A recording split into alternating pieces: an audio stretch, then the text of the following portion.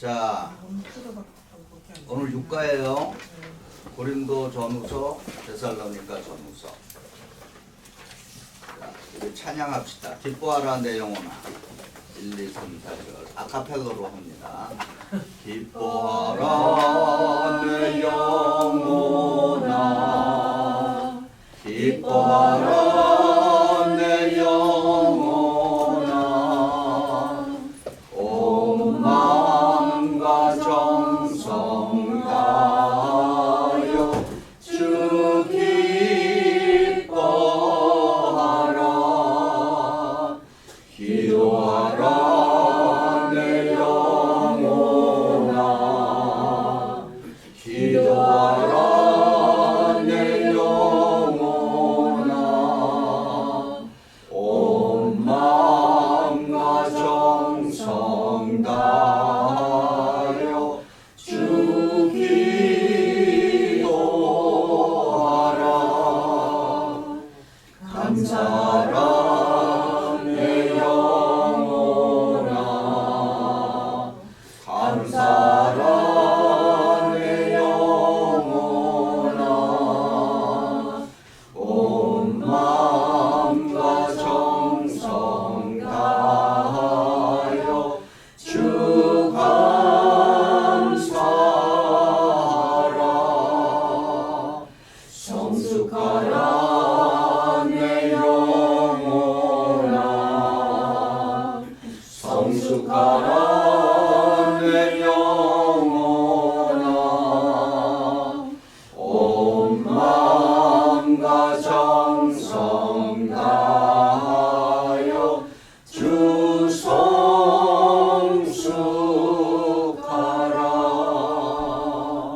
아멘. 우리 다 같이 함께 드리는 기도 드립니다. 전능하신 하나님, 오늘 저희와 하여금 주의 살아가신 말씀을 함께 믿음의 공동체로서 배울 수 있는 이 소중한 시간을 주심에 감사를 드립니다. 사랑의 하나님, 저희가 하나님의 말씀을 함께 배울 때 단순한 머리의 지식에 그치지 않게 하시고 우리에게 향하신 하나님의 뜻이 무엇인지를 깨닫게 하시고 성령의 능력으로 하나님의 뜻을 실천할 수 있게 하여 주시옵소서. 우리 주 예수 그리스도의 이름으로 기도드립니다. 아멘. 자, 우리가 우리의 목적입니다. 디모데후서 3장 14절 시작. 너는 배우고 확신한 일에 강구하라. 세 가지 목적. 믿음의 확신, 성경을 읽고 배움으로 충성스러운 제자되기, 말씀을 실천함으로써 성숙한 제자되기, 말씀에 순종함으로써. 아멘. 자, 하나님의 말씀이 살아있고 능동력 있게 활력 있게 할 수 있으려면 어떻게 해요? 히브리서 4장 12절 읽어봅니다. 시작. 하나님의 말씀은 살아있고 활력이 있어 좌우의 날선 어떤 것보다 대리하여 몸과 영관이 관절과 골수를 찔러 쪼개기까지 하며 또 마음의 생각과 뜻을 판단하나니. 아멘. 그러면은 이 하나님의 말씀이 살아있고 활력이 있다라고 하는 것을 어떻게 경험할 수 있는가? 그 경험할 수 있는 방법을 이제 우리가 이렇게 이런 과정을 사실 의미 적용의 과정을 거친다 그랬습니다. 사실은 뭐에 대한 사실이에요? 기록된 성경에 기록된 하나님의 말씀이 사실, 팩트죠. 그 팩트를 갖고서 미닝은 뭐예요? 해석을 하는 게 미닝이에요. 그 기록된 하나님의 말씀이 이게 무슨 뜻인가? 이거를 해석하는 거가 미닝을 찾는 것입니다. 그리고 그 미닝을 찾아서 그걸 어떻게 한다? 적용한다는 건 뭐예요? 생활 속에서 실제로 그 말씀대로 살아보는 거가 이제 적용이라는 거죠. 이렇게 하는 성경 공부를 뭐라 그래요? 그 귀납법적 성경 공부, 그죠? 영어로는 Inductive Bible Study. 성경에는 귀납법과 연역법이 같이 있다 그랬어요. 그러면은 귀납법과 연역법의 차이는 뭘까요? 연역법은 뭐예요? 그렇죠. 선포를 하는 거죠. 하나님이 세상을 이처럼 하나님이 천지 만물을 창조하셨느니라 이렇게 딱 결론을 먼저 선포하고 그 다음에 이제 쭉 설명해 가는 거를 연역법이라고 그래요. 귀납법은 뭐예요? 설명을 하면서 결론에 도달해 가는 거예요. 그러니까 우리 성경은 연역과 귀납법이 같이 들어있다. 그런데 오늘 우리 시대 사람들에게는 연역법, 귀납법으로 접근하는 것이 훨씬 사람들에게 파워풀하고 설득력이 있게 다가온다라고 하는 것입니다. 그러면은 이런 거죠. 쉽게 얘기하면 탐정 그 형사 드라마, 크라임 드라마 보면은 이렇게 그 범인의 얼굴은 안 보이잖아, 그죠? 그러나 어떤 이제 살인 사건 같은 게 싹 벌어지는 장면을 쫙 보여주는 TV에서, 그죠? 그러면서 그 범인을 이제 잡아가는 과정이 이제 쭉 설명되죠. 그거는 뭐예요? 연역일까요? 귀납일까요? 그런 게 귀납인 거예요. 귀납. 예. 왜냐면은 이렇게 딱 하고 이렇게 보여주고 이 누가 뭔지 모르잖아. 그러나 사람들로 하여금 이제 그 범인을 이제 쫙 잡아가는 과정이죠. 그걸 또 우리 현대에서 가장 잘 사용하는 사람들이 있어요. 의사예요, 의사들. 메디컬 닥터들이 쓰는 거는 귀납법입니다. 그죠? 나라고 하는 팩트를 놓고 그죠? 나라고 하는 팩트를 놓고 그 사람이 그 내가 무슨 병인가를 그 추적해 가잖아요. 에? 그래서 당신의 병은 이거다. 그러면 이제 내 병을 알았어. 그러면은 이제 그 병이 낫는지 안 낫는지를 하려면 뭐예요? 그게 적용이죠. 프리스크립션대로 살아가 봐야지 이게 내 병이 낫는지 안 낫는지 알 거 아닙니까? 예, 그래서 이 방법이 오늘 우리들에게는 아주 강력한 성경을 배우는 방법이다. 자, 오늘 말씀입니다. 데살로니가전서 5장 16절부터 18절 오늘 핵심 구절입니다. 같이 읽어봅니다. 시작. 항상 기뻐하라, 쉬지 말고 기도하라, 범사에 감사하라. 이것이 그리스도 예수 안에서 너희를 향하신 하나님의 뜻이니라. 아멘. 자, 여러분 우리 교재 봅니다. 282쪽.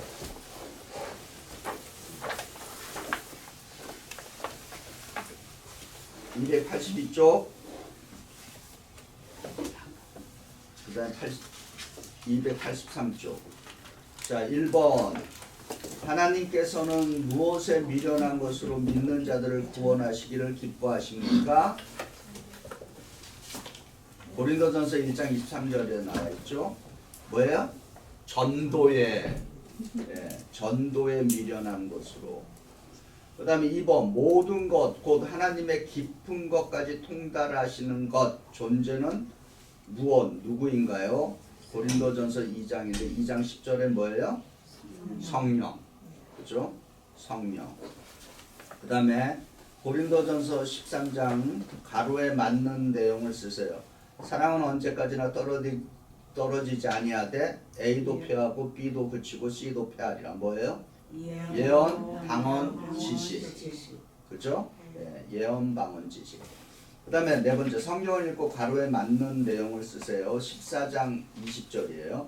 형제들아 지혜는 아이가 되지 말고 A에게는 어린아이가 되라. 그리고 B에는 장성한 사람이 되라. 뭐예요? 그렇죠. 악에는 어린아이가 돼요. 악의 어린아이가 되라는 뜻이 뭘까요? 예? 좀 악에는 좀 순수하는 거죠. 그 다음에 B에는 뭐예요? 지혜는 장성한 사람이 되라. 어른이 되라. 이런 거죠. 그 다음에 율법과 상관이 없는 것은 뭘까요? 고린도후서 3장 율법과 상관없는 것. 자유. 그죠? 예, 자유. 그 다음에 주의 날은 언제 우리에게 무엇과 같이 임하게 됩니까? 데살로니가전서 5장 2절이에요. 예, 밤에 도둑같이 임다. 그 다음에 7번 영광의 아버지께서 우리에게 무엇을 주사 하나님을 알게 하십니까? 에베소서 1장 17절. 예, 지혜와 계시예요. 다음 가로를 채우세요. 에베소서 2장 8절이에요. 너희는 그 은혜에 의하여 그렇죠. 믿음으로 말미암아 구원을 받았으니 이것은 너희에게 난 것이 아니요 하나님의 선물. 네, 하나님의 선물. 그러니까 구원은 하나님의 선물입니다. 네. 선물은 뭐예요? 뭐가 선물이에요? 그냥 그렇죠. 내 의지와 관계없이 주시는 게 선물이에요. 내가 좀 직설적인 말로 쇠가 빠지게 고생해서 받는 거는 어떤 면에서 선물이기보다는 보상이라고 봐야 되겠죠. 예. 근데 선물은 모두를 위해서 모두에게 주어 주시는 것입니다. 예. 그런 선물을 뭐라 그래요? 모두를 위해서 모두에게 주어진 선물, 그걸 선행 은혜라 그러죠. 예. 저 하늘의 태양은 나쁜 사람에게는 비춰주지 않고 좋은 사람에게만 비칩니까? 아니죠. 악인이나 선인 모두에게 비추는 것이 태양의 그 빛입니다. 예. 근데 그거를 깨닫느냐 안 깨닫느냐라고 하는 것이 굉장히 중요하죠. 자, 9번 바울은 에베소서 교회를 위한 자신의 환난에 대해 어떻게 반응하라고 권합니까? 너희의 영광 생각하라. 예, 3장 13절. 예, 2번 너희의 영광이라 생각하라. 자, 10번에 하나님께서 어떤 사람은 사도로, 어떤 사람은 선지자로, 어떤 사람은 복음을 전하는 자로, 어떤 사람은 목사와 교사로 삼으신 이유 세 가지는 무엇입니까? 에베소서 4장 12절. 성도를 온전하게 하고, 그 다음에 봉사의 일을 하고, 마지막으로는 그리스도의 몸을 세우려 하심이라. 예. 이것이 하나님께서 교회에 저 같은 목사를 세우신 이유다라고 하는 것입니다. 예. 이해되시죠? 네. 그 다음에 11번 가로 A를 채우세요. 빌립보서 2장 12절. 사랑하는 자들아 너희가 나 있을 때뿐만 아니라 더욱 지금 나 없을 때에도 항상 복종하여 A를 이루라. 두렵고 떨림으로 너희 구원을 이루라. 그죠? 두렵고 떨림으로 너희 구원을 이루라. 12번은 우리가 지금 읽었죠. 네. 데살로니가전서 5장 16절 18절. 그 다음에 13번 빌립보서 2장 12절에 보면 항상 복종하여 두렵고 떨림으로 너희 구원을 이루라 했습니다. 구원은 하나님께서 거저 주시는 것이 아닌가요? 왜 우리에게 구원을 이루라고 하는 것일까요? 어떻게 생각하십니까? 자, 구원은 단번에 이루어진다, 안 이루어진다? 구원은 단번에 이루어지는 것입니다. 그죠? 예수 그리스도를 구세주로 영접한, 예수 그리스도를 믿고 구세주로 영접하는 그 순간에 단번에 이루어지는 것이 구원입니다. 그런데 왜 항상 복종하여 두렵고 떨림으로 너희 구원을 이루라. 단번에 이루어지는 구원인데 왜 이런 말을 했을까라고 하는 것입니다. 구원은 단번에 이루어지는 것이지만은 구원의 결과, 그 결과물은 어떻게 돼야 된다? 지속적으로 증거가 되어야 한다라고 하는 것입니다. 이해되십니까? 이해되시면 아멘. 예. 구원은 단번에 이루어지는 것이지만은 그 구원의 결과, 그 구원의 증거는 어떻게 해야 된다? 지속적으로 증명이 되어야 한다라고 하는 것입니다. 그래서 이것이 지속적으로 이루어지게 하는 방법이 뭐다? 끊임없이 성화의 길을 가야 된다라고 하는 것입니다. 성화의 다른 말은 뭐라 그랬어요? 성숙. 그러니까 성결, 성화, 성숙은 동의어입니다. 근데 사실 교리적인 용어, 성경적인 용어, 신학적인 용어로는 성화, 성결 이렇게 부르는데 어려운 말이에요. 그냥 일반 사람이 들으면 무슨 말인지 잘 모릅니다.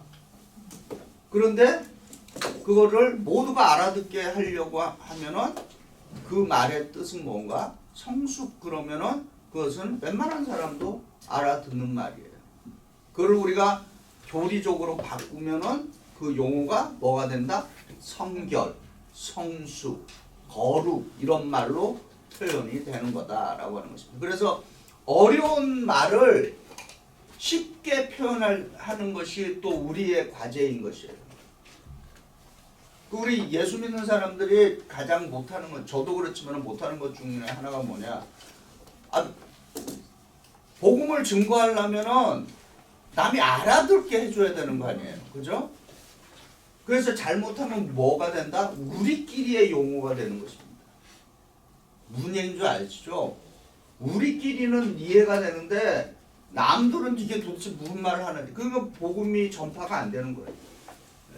그래서 이런 우리가 성경 공부 시간에는 그런 전문적인 용어를 우리는 서로 알아듣지만은 또한 그 전문적인 용어를 어떻게 해야 된다? 생활 속에서 쉬운 말로 바꿀 수 있는 그거를 우리가 또 고민을 해야 되는 것입니다. 물론 그것을 이제 저 같은 이제 목회자들이 이제 또 심사숙고해야 되는 문제죠. 자, 선생님 저 퀘스천 네. 넘버 원 좀 다시 한번 설명을 해주실까요? 지금 이해를 못하고.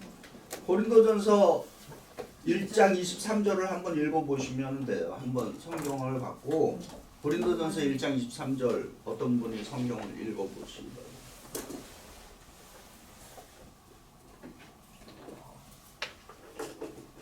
고린도전서 1장 23절 누가 찾아서 한번 읽어주시기 바랍니다.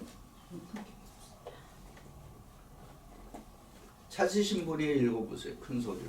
고린도전서 1장 23절. 23절이요? 네. 고린도전서 1장 23절. 우리는 십자가에 못 박힌 그리스도 1장 23절이요? 잠시만 내가 볼게요. 하나님의 지혜에 있어서는 이 세상이 자기 지혜로 하나님을 알지 못하므로 하나님께서 전도에 미련한 것으로 믿는 자들을 구원하시기를 기뻐하셨도다. 네. 이해되세요? 아니요.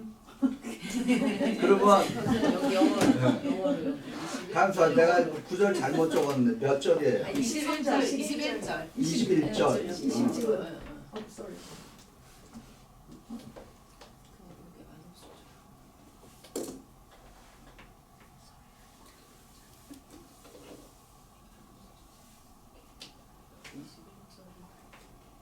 자, 영문으로 또 다시 읽어보시면은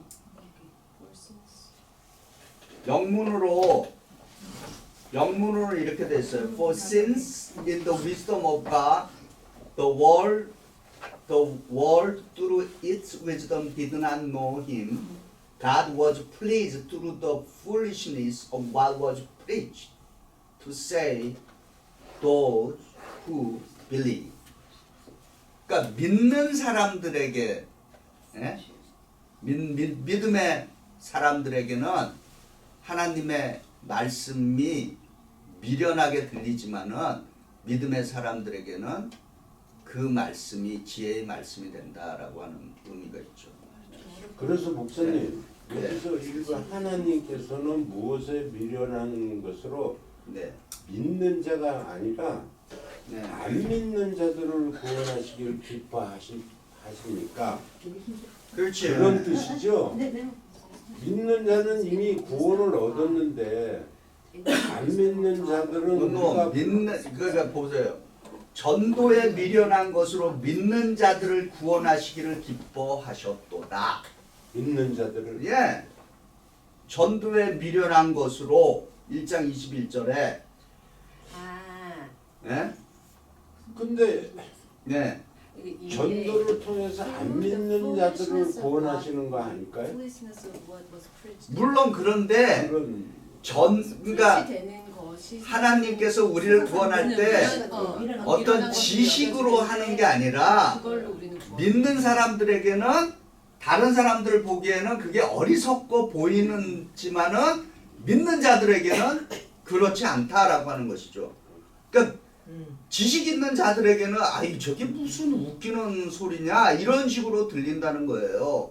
그러나 그 말씀이 구원받는 사람들에게는 놀라운 능력이 된다라고 하는 말씀을 얘기하는 거죠. 이해되시죠? 네. 그래서 말씀을 좀 여러분께서 곱씹어 봐야 됩니다. 자, 사실 뭐 이런 구절만 있는 게 아니에요. 사실 우리가 그래서 성경 공부는 끊임없이 해도 마르지 않는 것이 하나님의 말씀인 것입니다. 그리고 오늘 이해했다 그래서 내일 또 똑같은 이해를 갖는 거 아닌 것입니다. 그래서 하나님의 말씀에 그 위대함이 있는 것이에요. 오늘은 이렇게 내게 들렸는데 또 다른 상황에서 그 말씀을 보니까 다른 음성이 들리는 거죠. 또 그것만 있습니까? 내일 봤는데 그냥 지나쳤는데 오늘 특별히 또 탁 와닿는 그 순간이 있죠. 그게 하나님의 말씀의 그 놀라운 신비가 거기에 있습니다. 자, 이제 신약 성경 27권 한번 쭉 이게 신약 성경을 한번 여러분 화면으로 딱 해갖고 복음서, 사도행전, 서신서, 요한계시록 이렇게 구조를 좀 잡아 보시기 바랍니다. 그 다음에 이제 대표적인 서신들, 지금 우리가 배우는 서신서는 역사적인 순서로 지금 배우고 있지 않다라고 하는 거 여러분 기억해야 됩니다. 특별히 우리가 지난번에 골로새서, 갈라디아서, 로마서는 이거 이제 우리가 주로 이제 교리에 대해서 많이 배우는데 특별히 여기서 배우는 교리는 전문적인 용어로 뭐라 그래요? 칭의에 대한 교리죠. 믿음으로 말미암은 구원. 그걸 다른 말로 칭의. 그리고 이제 오늘 우리가 배우는 데살로니가 전후서, 고린도 전후서는 바울의 초기 서신들입니다. 왜 초기 서신들이냐? 특별히 데살로니가 전후서는 서기 50년도 경에 기록이 되었습니다. 그러니까 복음서보다도 먼저 기록되었어요. 이 바울 서신. 자, 그리고 옥중 서신, 일반 서신, 목회 서신이 있습니다. 그래서 이렇게 보시면 훨씬 더 이제 편안하게 구별이 되죠. 복음서, 역사서, 바울 서신의 일반, 옥중, 목회, 공동 서신, 예언서 이렇게 이제 보시면은 정리가 됩니다. 그 다음에 이제 지도로 한번 또 보겠습니다. 바울의 전도 여행 지도. 이제 1차, 2차, 3차 쭉 이렇게 있죠. 그러면 예루살렘으로부터 시작해갖고 오늘 우리가 가는 이제 데살로니가, 고린도 갑니다. 로마는 언제예요? 3차. 예, 마지막이죠. 근데 로마 교회는 바울이 세웠어요, 안 세웠어요? 예, 이미 로마에는 교회가 있었습니다. 교회가 있었어요. 그래서 사도 바울이 로마서를 쓴 목적은 뭐예요? 자기 사도들이 이렇게 쭉쭉 가서 세웠으면은 이게 좀 믿을만한데 자생적으로 생긴 교회예요. 그러니까 이 얼마나 좀 불안하겠어요. 그렇죠? 예. 좀 무슨 뭐 정통성을 갖고 세워진 게 아니라 어떤 식으로든 간에 이미 사도 바울이 들어가기 전에 이미 로마의 교회가 세워졌습니다. 그래서 사도 바울의 로마서는 아주 체계적으로 그 성경에서 가장 교리적이고 신학적이고 성서적으로 잘 정리된 그 서신입니다. 예. 그래서 우리 지금 이제 이번 주간이 이제 돌아오는 주간이 이제 그 뭐예요? 종교개혁 주간인데 마틴 루터가 가장 좋아하는 게 뭐예요? 로마서예요. 로마서. 네. 그분이 또 가장 싫어한 성경이 있어요. 야고보서입니다. 네. 위대한 종교개혁자조차도 자기가 선호하는 말씀이 있었다라고 하는 것입니다. 그런데 그가 싫어했다 그래서 그거는 개인적인 어떤 그 프레퍼런스일지 개인적인 선호성이지 그걸 그분이 종교개혁자 마틴 루터가 노마서는 좋아했고 야고보서를 싫어했으니까 나도 싫어해야지 이렇게 하면 안 되는 거예요. 아셨죠? 예. 그는 그분의 개인적인 왜냐하면 그분 마틴 루터는 친일을 너무 사랑하는 분이었기 때문에 믿음으로 말미암아 구원을 얻으면 됐지 뭘 거기다 대고 행함이 없는 믿음은 죽었다 그러냐 이제 이러니까 이제 이분이 이제 또 그렇게 얘기했음에도 불구하고 그분 자체도 누군가가 행위와 믿음으로 구원받았는데 왜 또 행위 얘기하냐 그거를 이렇게 구별하려고 하는 사람들에 대해서는 또 엄청 꾸짖었어요. 어느 정도까지 꾸짖었냐면은 믿음과 행위를 구별하려고 하는 놈들은 마귀의 신앙입니다. 또 이렇게 얘기했어요. 본인은 야고보서를 싫어한다 그러면서 믿음과 행위를 구별하려는 사람들을 향해서는 마귀의 신앙이다 이렇게까지도 얘기했어요. 이게 참 인간이란 사람이란 복잡한 존재예요. 예. 근데 목사님, 근데 제가 이해하는 짧은 머리로 이해하는 것은 예수님은 믿음으로 너희가 하늘나라에 간다는 얘기를 전혀 안 하셨거든요. 행위를 항상 구분을 하셨어요.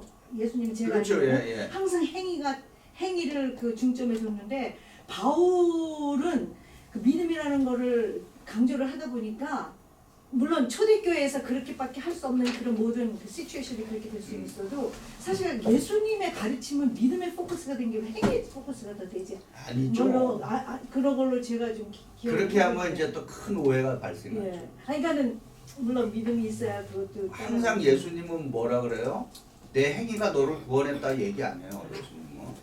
내 믿음이 너를 구했다. 그렇지. 예수님은 항상 내 믿음이 너를 근데 구원해. 그 말씀이 그리고 그렇게 말씀하시고 나서는 그 믿음으로 구원받은 사람의 삶의 모습이 반드시 뭘로 이어졌다? 행위로 이어졌어요. 그렇지만 그 믿음이 너를 했다는 그 자체의 말씀도 항상 행위가 먼저 나왔기 때문에 그 행위를 보고 예수님이 너 행위로 말미암아 행위가 아니라 너가 그렇게 행한 그 믿음이 그렇지. 그렇죠. 그러니까는 근데 그거를 행위라고 얘기하면 안 되지. 그러니까 믿음하고 왜냐면 내 행위가 없으면 네.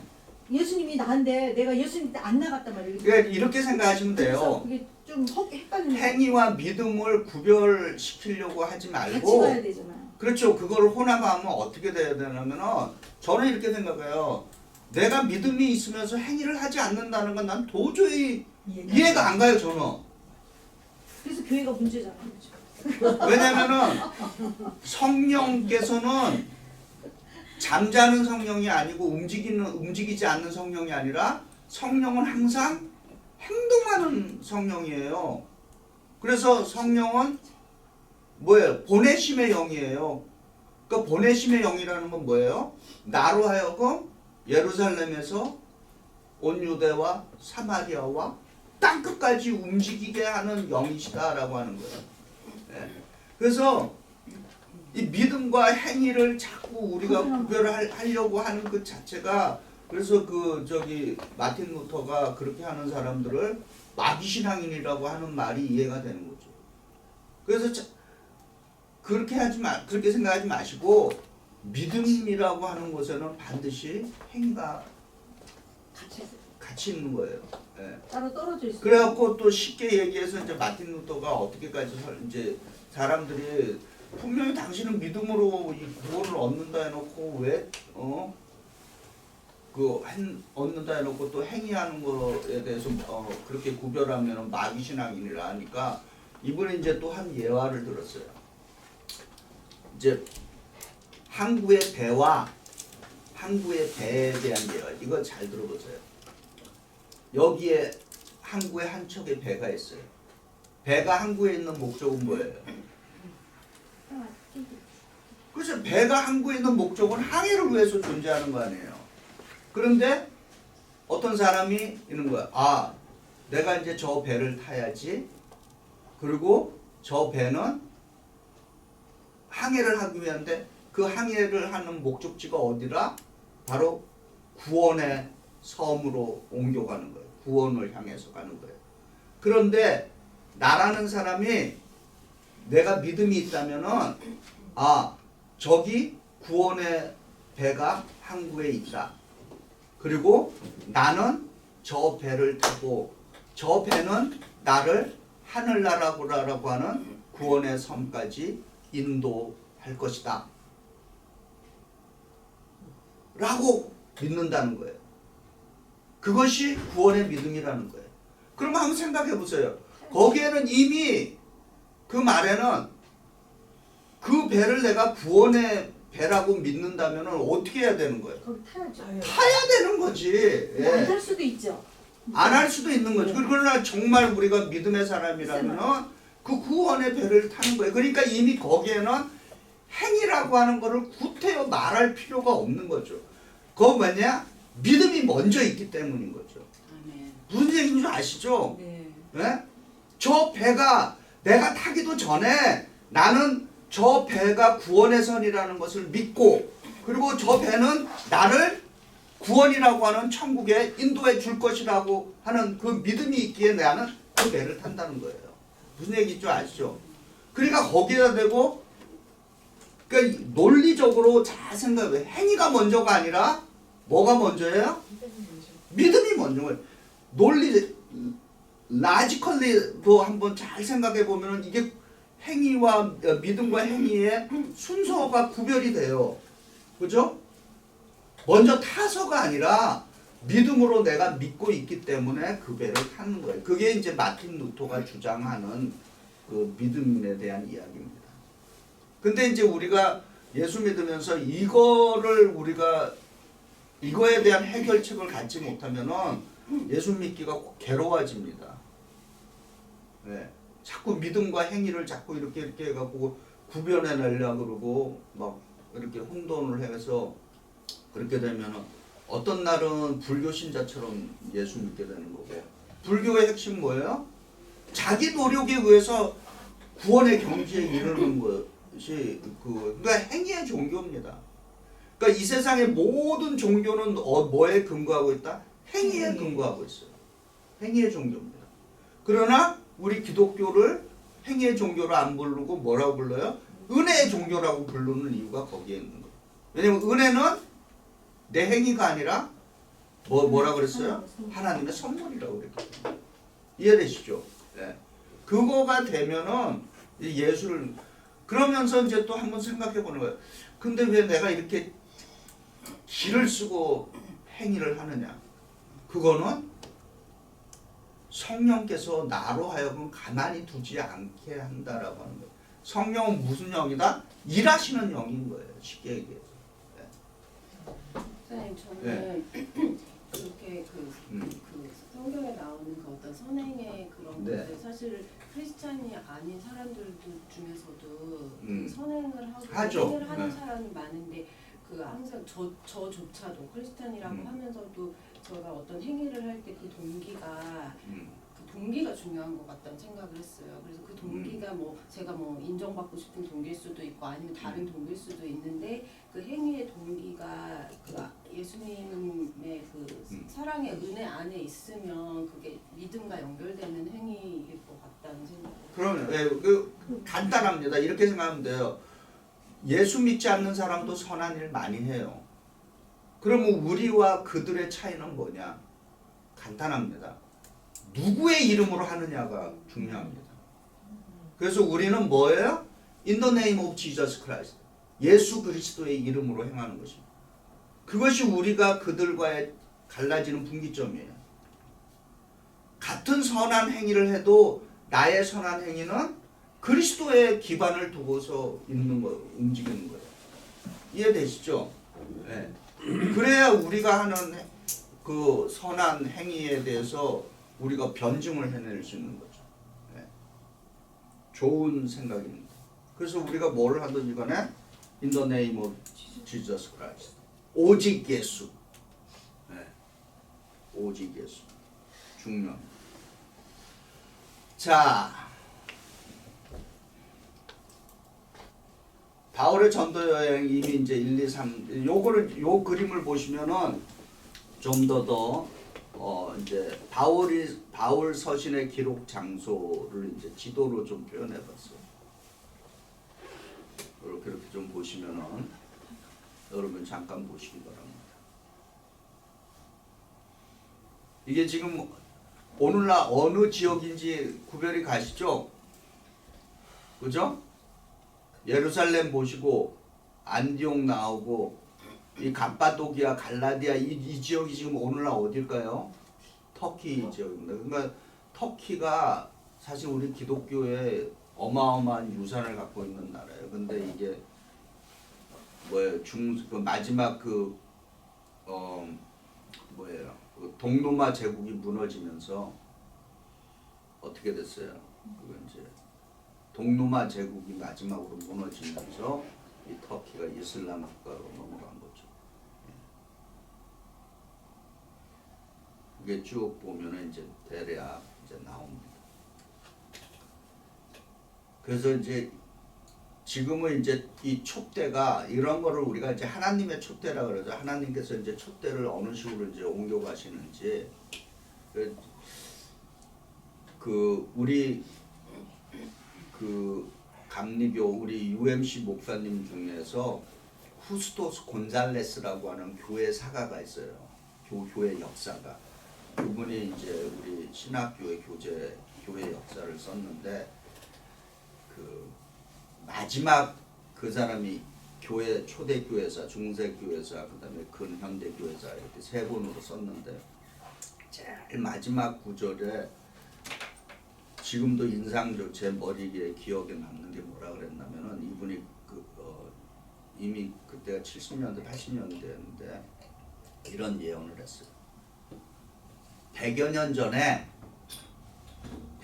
전에 서구에서 동방으로 우리가 복음을 전해 주었다. 그런데 앞으로의 세계는 복음을 받은 동방의 사람들이 서구의 세계로 들어올 것이다. 이렇게 끝을 냈어요. 그 굉장한 예언이죠. 그러니까 이렇게 생각해보. 지금 사실 어떤 면에서 지금 이 미국 우리가 사는 이 미국은 또 다른 하나의 선교지입니다. 왜 그러냐면은 우리가 예전에 100여 년 전에 뭐 복음이 우리 조선에 들어오기 전에는 당신 기독교가 뭐냐 그러면은 종교가 뭐냐 그러면 대부분 사람들이 뭐예요? 두 가지 중에 하나예요. 불교냐 아니면 미신이냐 둘 중에 하나예요. 예. 근데 불교를 알아서 그렇게 할까요? 물론 심취해 있는 분도 있지만 그냥 불교라고 하는 문화권에 있으니까 그냥 그렇게 되는 거예요. 마찬가지 기독교 여기 미국도 본인들이 기독교인이라고 얘기하는 사람들이 뭐 50%가 지금 이제 되고 있다는데 많이 줄었죠. 예전에 무조건 뭐 다 기독교인이라고 본인들이 얘기했는데 그 50%마저도 기독교를 알고서 기독교인이라고 얘기하는 것보다는 그냥 문화적으로 나는 그냥 기독교인입니다. 그러면은 여기가 새로운 미션 필드가 되는 이유는 뭐냐? 성경을 모른다는 거예요.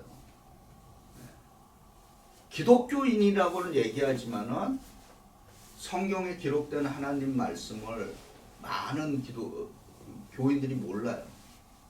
그래서 특히 그 미국 교인들 가운데서는 우리는 여러분들은 제가 선한 사마리아인 이렇게 하면은 무슨 얘기가 떠올라요? 선한 사마리아인 이야기. 사마리아인. 그러니까 선한 사마리아인 이야기가 성경에 기록되어 있죠. 그 내용이 알죠? 네. 뭐예요? 강도 맞는 사람을 도와주는 그 선한 사마리아인 이야기잖아요. 그 우리는 이미 오리엔테이션이 돼 있어요. 어느 정도. 근데 미국 분들은 선한 사마리아인 이야기에 대한 오리엔테이션이 거의 없어요. 그래서 다시 처음부터 설명을 해줘야 돼요. 교회를 그렇게 오래 다녔어요. 오래 다녔어도. 예. 그러니 얼마나 답답하겠어요. 왜 그래요? 왜 그렇게는 성경을 안 배운 거죠. 아니. 예. 안 배우기도 했고 그냥 몸만 왔다 갔다 한 거죠. 예. 그래서 뭐 웃기는 말로 여리고성을 누가 무너뜨렸냐 그러니까 내가 안 그랬어요. 그래. 그런 족구까지. 그만큼 성경에 대해서 뭐다? 무지하다라고 하는 거예요. 예. 그래서 하나님 말씀을 우리가 잘 알아야 됩니다. 그리고 그냥 아는 것을 넘어서 정말 우리가 삶 속에서 그것이 녹아내릴 수 있게끔 좀 애를 써야죠. 자, 데살로니가 전서입니다.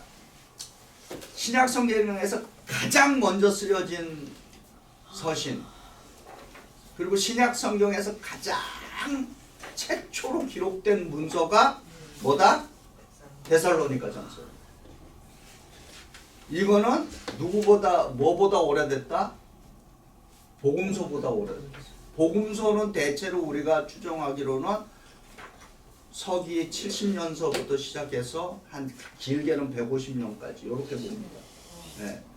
그게 복음서 기록 연대라고 보는데 데살로니가 전서는 서기 50년경이에요. 그러니까 얼마나 오래됐어요. 목사님 데살로니가 거기 어디인지 다시 한번 보여줄 수 있어요? 지도로? 데살로니가 고린도. 데살로니가 어디 뭔지. 데살로니가가 그 시리가 네. 시리가 어디 있는지 좀. 아무튼 요 지역이라고 보시면 됩니다. 그 저기 빌립보, 고린도, 그 밑에, 예, 그런 쪽. 에베소가 아니고 고린도 쪽으로요.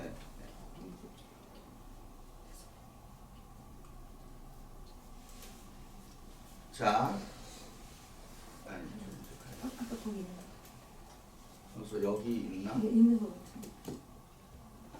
자, 데살로니가 여기 마게도니아, 빌립보 요 지역이 데살로니까요. 예. 보이시죠? 예, 있어요. 예. 거기. 그러니까 이 유럽을 한번 여행을 해보시면은 됩니다. 예. 그러니까 유럽이 얼마나 복음이 오래전에 들어갔는지를 우리가 알 수 있죠. 예. 그래서 예수 믿는 분들은 거기 한번 여행하셔야 돼. 저기 유럽 여행을 한번 바울의 경로를 따라서 여행하면 좋습니다. 자, 그다음에 발신자가 있는 서신이 있어요.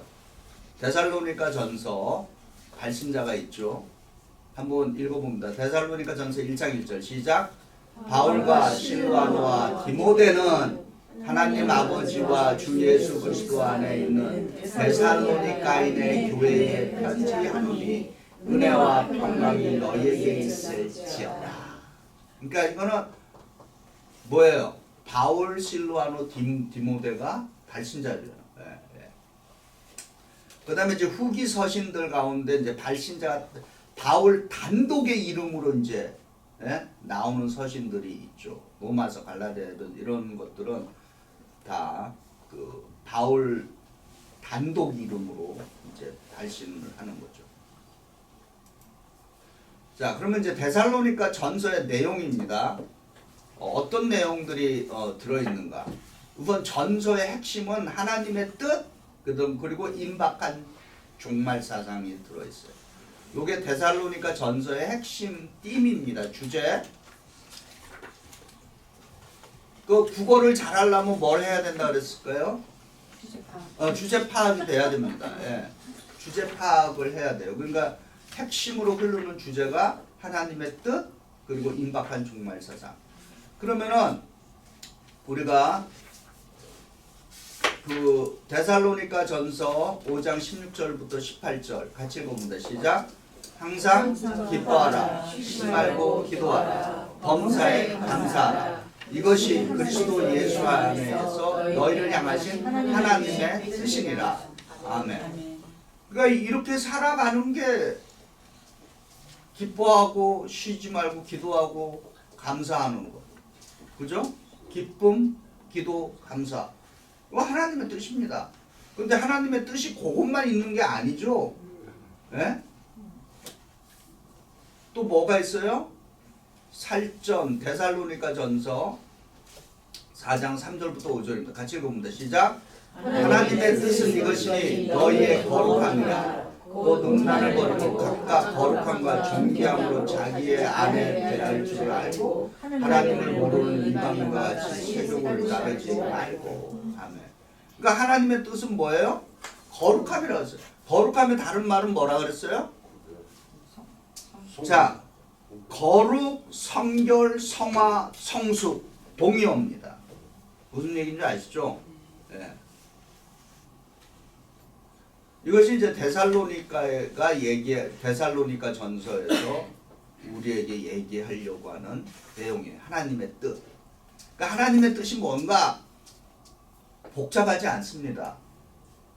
데살로니가 전서를 보니까 뭐다? 기뻐하는 거, 기도하는 거, 감사하는 거, 거룩하라는 거. 근데 목사님 예. 그렇게 그 바울이 예. 그 데살로니가에 사는 사람들한테 특별히 이렇게 거룩함을 강조한 이유가 거기에 사는 사람들의 그 environmentally they are more 그 going toward 그런 그 거룩함에서 벗어나는 그런 그 뭐라고 말하나 그 당시에 그게 있었나 봐요. 그렇죠? 그럼요. 왜냐면은 이 지금 데살로니가 고린도 여기 이 지역이 사실 그 당시에 다 항구 도시를 했기 때문에 항구 도시에는 문화적으로도 좀 설명할 여러분 다 아시잖아요. 예. 다양한 문화들이 섞여 있고 그리고 좀 어떤 문화적으로도 굉장히 좀 태폐한 지역이 고대 시대에도 돼 있어요. 그리고 터키 지역에 여러분이 그 성지순례에 가 보면은 그 에베소라고 하는 그 유적지는 아직 남아 있어요. 거기 한번 시간 이제 되셔서 성지순례 가 보시면 알겠지만은 거기에는 뭐가 있냐면은 그 도로가 깔려 있어요. 그 로마 시대 도로. 근데 이렇게 보면은 발자국이 2개가 찍혀 있습니다. 발자국이 찍혀 있어요. 그 발자국이 무슨 발자국인가 이제 역사적으로 밝혀졌는데 뭐냐면은 그 발을 대봐서 그 발보다 작으면은 성인이 아니고 어린아이라서 너희는 뭐예요? 율락가에 갈 수 없다. 그거를 측정하는 발자국이 거기에 이렇게 찍혀 있어. 예, 그 에베소라고. 그러니까 에베소가 얼마나 성적으로 또 개방이 되어 있는가도 거기 가면 이렇게 그 유적지는 남아 있어. 그런데 어떻게 에베소가 그런 큰 거대한 유적지가 그렇게 멸망을 했는지는 아직도 큰 퀘스천이에요. 뭐 전염병으로 몰락했다는 썰도 있고 뭐 아무튼 다양한 이론이 있는데 anyhow 그만큼 지금 말씀드린 대로 데살로니가나 고린도는 그런 문화적으로도 굉장히 좋은 말로 하면은 개방되어 있고 나쁜 말로 하면은 굉장히 태폐적이었다라고 하는 거죠. 자, 그다음에 이제 사도 바울이 얘기하려고 하는 게 이제 임박한 종말 사상에 대한 이야기. 자, 데살로니가 전서 5장 1절과 2절 읽어봅니다. 시작.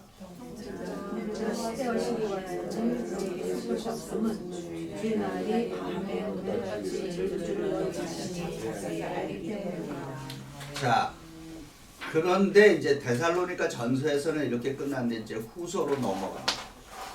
후서에는 핵심이 뭐다? 크게 2가지예요. 예수 재림에 대한 잘못된 가르침에 현혹되지 말라라고 하는 거. 그리고 2번째로는 종말 사상으로 믿음 생활에 게으른 삶의 이유나 종말 사상을 갖고 산다고 해서 그 종말에 대한 믿음이 게으르게 살거나 그거를 도피초로 삼아서는 안 된다라고 하는 핵심이 담겨 있습니다. 자, 그러면은 어떤 유혹들이 있었는가? 데살로니가 후서 2장 1절부터 3절입니다. 같이 읽어봅니다. 시작. 형제들아 우리가 너희에게 구하는 것은 우리 주 예수 그리스도의 강림하심과 우리가 그 앞에 보임에 관하여 영으로나 또는 말로나 또는 우리에게 받았다는 편지로나 주의 날이 이렇다고 해서 쉽게 마음이 흔들리거나 두려워하거나 하지 말아야 한다는 것이라. 누가 어떻게 하여도 너희가 미혹되지 말라. 먼저 배교하는 일이 있고 저 불법의 사람 곧 멸망의 아들들이 나타나기 전에는 그날이 이르지 아니하리니. 왜 이제 이 당시에는 핵심인 거 지금도 그렇지만은 종말 사상의 가장 위험한 게 뭐예요? 시한부 종말론을 얘기하는 거예요. 시한부 종말론은 뭐예요? 시한부 종말론이라는 것은 몇 날 몇 시라고 하는 것을 못 박아내는 겁니다. 그래서 뭐예요? 예전에 한국에서 큰 그 이슈가 됐죠. 1992년 10월 며칠 날에 뭐 단성교회 그런 거는 전부 다 시한부 종말론이에요. 근데 역사를 통해서 시한부 종말론은 계속해서 등장했습니다. 근데 시한부 종말론이 맞은 적이 있다 없다? 한 번도 없어요. 그렇게 되면 그 사람들은 뭐라 그래요? 다음에 그렇지 이제 다시 이제 그걸 이제 미루는 거죠. 예. 그 시한부 종말론은 절대로 믿으면 안 되고 그건 이단인 것입니다. 시한부 종말론은. 그다음에 두 번째로는 이제 사도 바울이 이제 데살로니가 후서 3장 11절과 12절 읽어봅니다. 시작. 우리 너희 가운데 게으름을 행하여 농지하지 아니하며 늘 만들만한 자들이 있다니 이런 자들에게 우리가 명하고 예수 그리스도 안에서 내가 조용히 일하여 자기 양식을 보라라. 그러니까 이게 지금 암시가 되죠.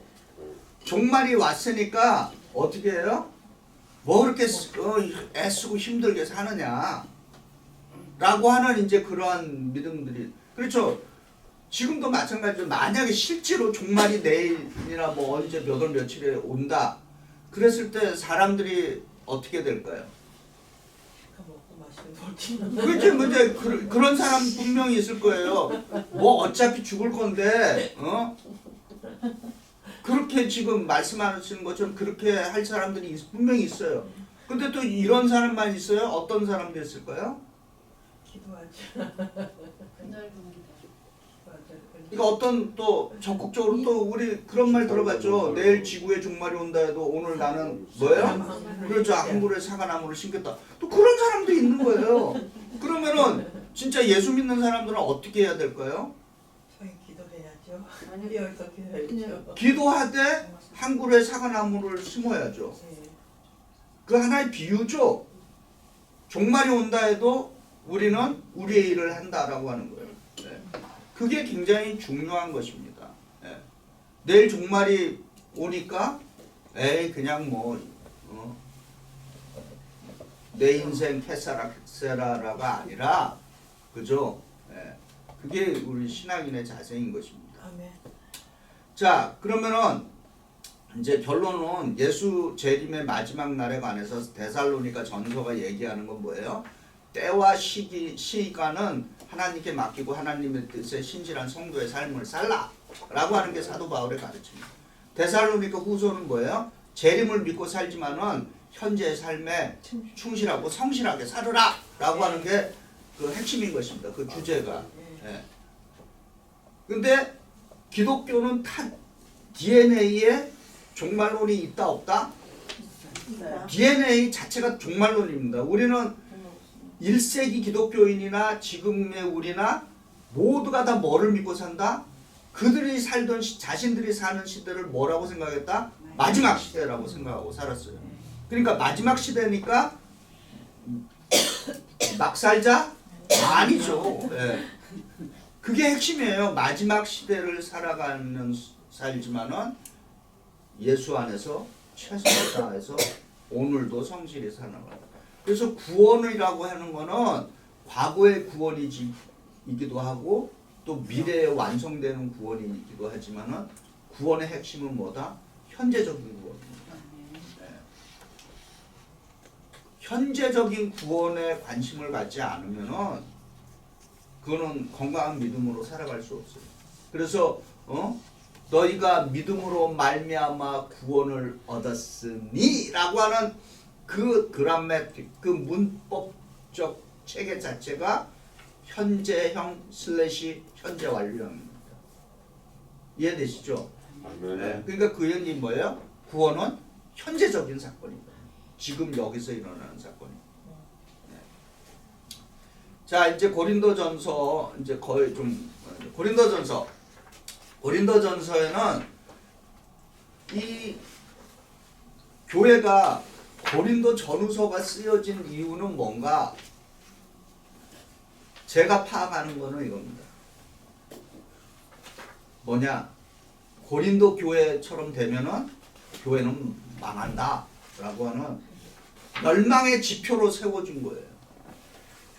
이 교회는 아주 문제가 많은 교회입니다. 그래서 어느 교회 보고 그 교회 고린도 교회 같아. 그러면은 그 교회는 무슨 교회다? 문제가 많은 교회인 거예요. 네. 그래서 고린도 교회와 같은 교회면은 아주 힘듭니다. 네. 그러면 어떤 문제가 있느냐? 분열의 문제가 있어요. 그리고 은사 사용의 문제가 있는 거예요. 먼저 분열문부터 보죠. 고린도전서 1장 12절 시작. 내가 이것을 말하거니와 너희가 각각 이르되 나는 바울에게, 나는 아볼로에게, 나는 게바에게, 나는 그리스도에게 속한 자라 하느니라 너희 것이니. 자, 그럼 우리 교재 145쪽으로 한번 가보죠.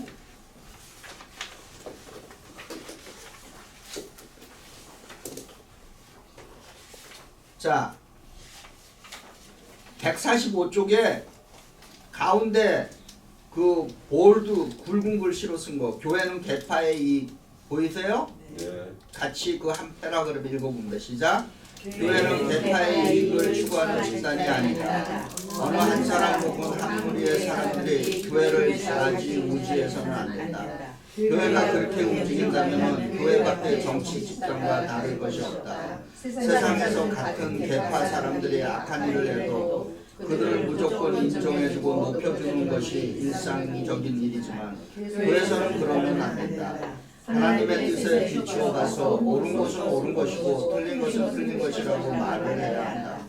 그래서 교회의 건강성을 검사하는 좋은 방법은 교회가 어떻게 움직이는가를 보는 것이다. 교회가 한 마음으로 움직이는가, 주님을 중심으로 움직이는가, 아니면 어떤 사람이나 계파를 중심으로 움직이는가, 이것을 보면 아는 것이다. 그죠? 예. 그런데 이미 고린도 교회는 초창기지만, 근데 사실 이 고린도 교회는 고린도 이 시대뿐만 아니라 오늘날 또 많은 교회에서 일어나는 일들입니다. 예. 누구 중심? 그래서 우리 뭐 미국 교회는 직분 제도가 없지만은 우리 한인 교회들은 직분 제도가 있잖아요.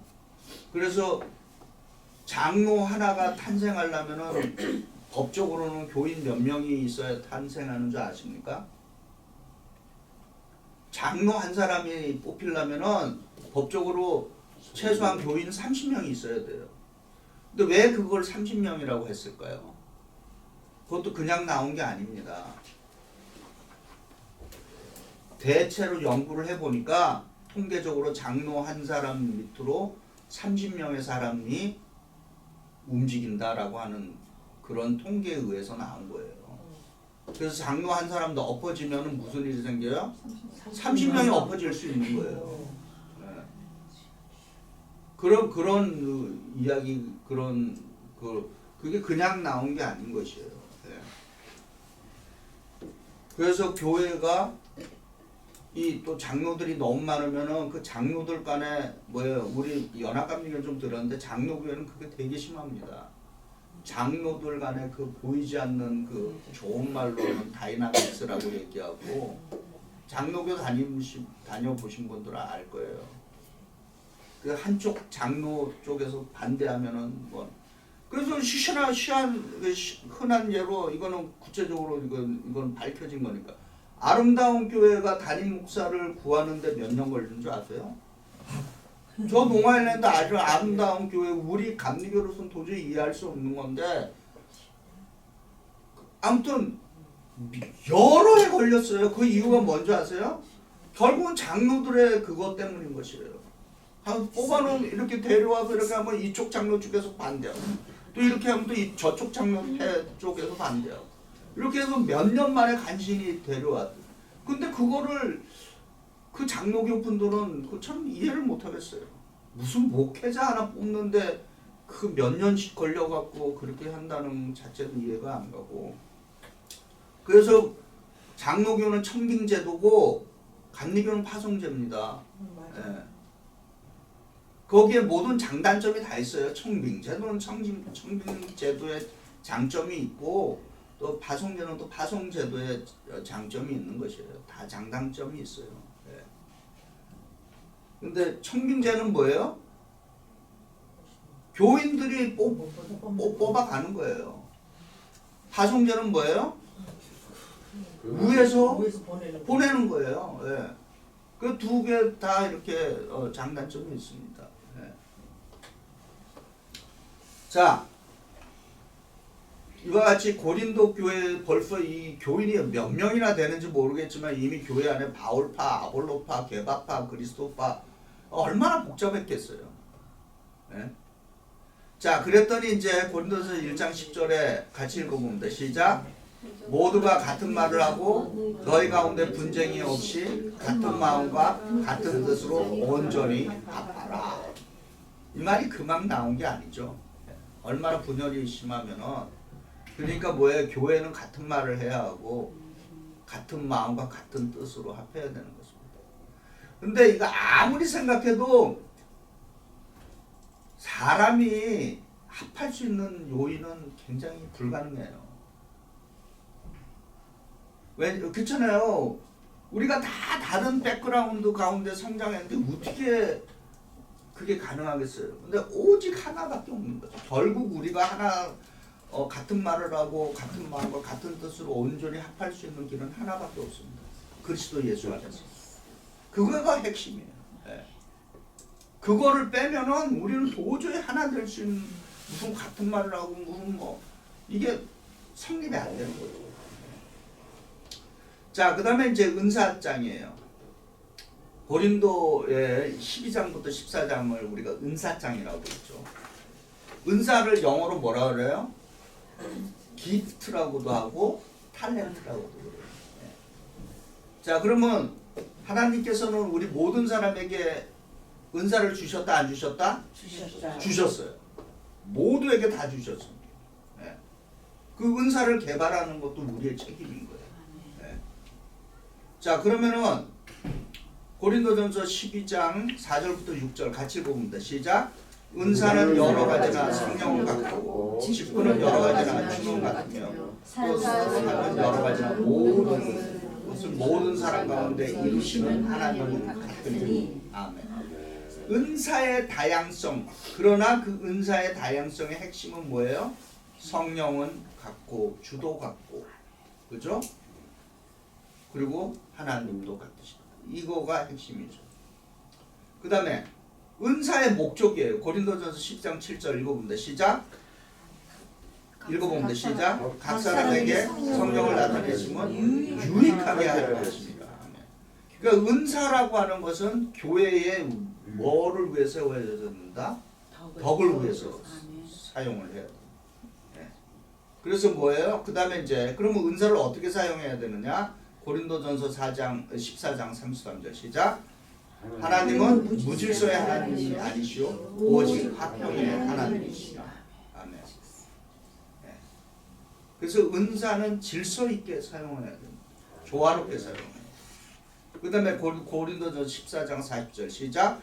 모든 것을 품위 있게 하고 질서 있게 하라. 아멘. 이거 굉장히 중요한 것이죠.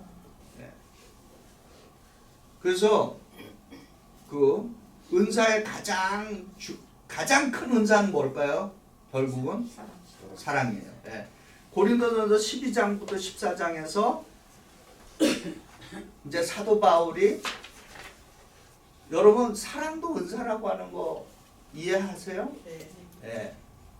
사랑도 은사입니다. 예. 근데 가장 큰 은사를 사도 바울은 더욱더 큰 은사를 사모하라 그러면서 뭐를 얘기했어요? 사랑장을 얘기한 거예요. 예. 그런데 그 사랑은 어떤 사랑이다? 아가페의 사랑이죠. 예. 아가페의 사랑. 아가페의 사랑은 뭐예요? 하나님이 사람을 희생적인 사랑을 아가페의 사랑이라고 그래요. 그러면 서로 간에 우정으로 나누는 사랑은 뭐예요? 그를 필리아라 그러죠. 예.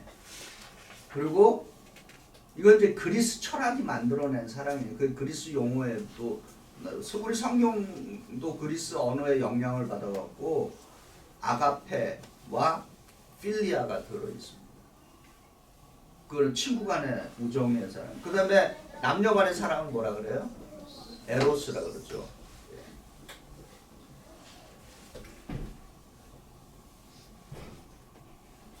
은사 사실 우리가 이제 요즘은 또 잘 발전해 갖고 내가 무슨 은사를 갖고 있는지 또 이렇게 조사하는 내용도 있습니다. 잘 맞아요. 요즘은 하도 이제 과학이 발전하고 이런 거에 있어서 그런 게 너무 잘 됐어요. 그래서 여러분이 은사가 뭔지 한번 발견해 보시기 바랍니다. 그러니까 하나님께서 나에게 주신 그 특별한 것들이 있습니다.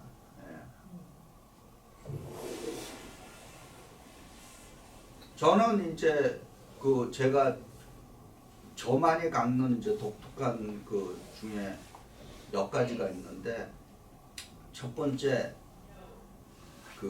이거 성경적인 용어가 아니라 일반 심리학 용어를 통해서 말씀드리면은 저에게 가장 큰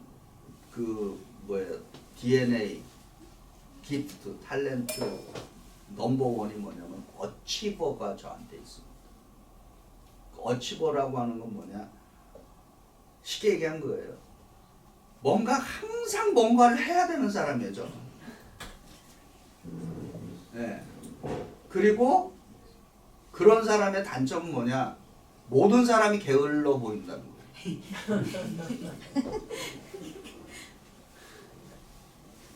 그래서 나 같은 사람은 뭐가 있어야 된다? 브레이크를 걸어야 돼요. 네. 그리고 일하지 않으면 항상 불안해요. 그런 단점을 알아야 돼요. 그 다음에 두 번째 제가 갖고 있는 강점은 뭐냐? 러너예요. 뭐예요? 학생 기질이 있는 거예요. 학생 기질이 있다는 건 뭐예요? 끊임없이 배움에 대한 갈구가 있어요. 그건 이제 제가 갖고 있는. 이거 제가 만들어낸 게 아니라 제가 그걸 이제 검사를 해서 나온 거예요. 예. 그다음 세 번째는 뭐야? 인터랙션이 제가 갖고 있는 지적인 능력이 있어요. 그래서 저 같은 사람은 뭔가를 하려면 생각을 해야 돼요. 모두가 다 이제 특별히 그런 삶의 다양한 것 중에 탑 5가 이제 저한테 있는데, 넘버 1이 어치버, 넘버 2가 러너, 넘버 3가 인터렉트, 세 번째가 네 번째 제 탤런트가 커넥티드니스. 그게 뭐냐? 뭔가를 생각하고 뭔가를 할 때 모든 것을 이렇게 단편으로 보지 않고 전체를 보면서 이렇게 하려고 하는 그런 게 이제 제가 갖고 있는 탤런트. 마지막 다섯 번째가 뭐냐? 파지티브니스. 저는 인생을 결코 비관적으로 보지 않습니다. 예. 근데 저 같은 사람의 또 단점은, 그런 사람의 단점은 뭐냐?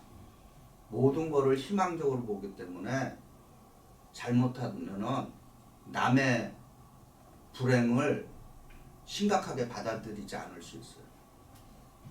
예. 그러니까 어떤 환경을 비관적인 환경에 내가 에너지가 될 수는 있어요. 이러지 말자, 이렇게 하자, 으쌰으쌰 하자. 그 약간 치어리더 할 수 있는 그거는 있는데 그러다 보니까 남의 엄청난 불행조차도 그렇잖아요. 상부 슬퍼할 때 막 슬퍼해주고 막 그래야 되는데 야 그러지 말고 으쌰으쌰 돼. 그거 말도 안 되는 소리야. 지금 슬퍼하는 어려움에 있는 사람 속에서 어려움. 그러니까 좀 그 남의 불행을 피상적으로 생각할 수 있는 위험을 갖고 있는 거예요. 그런 사람들.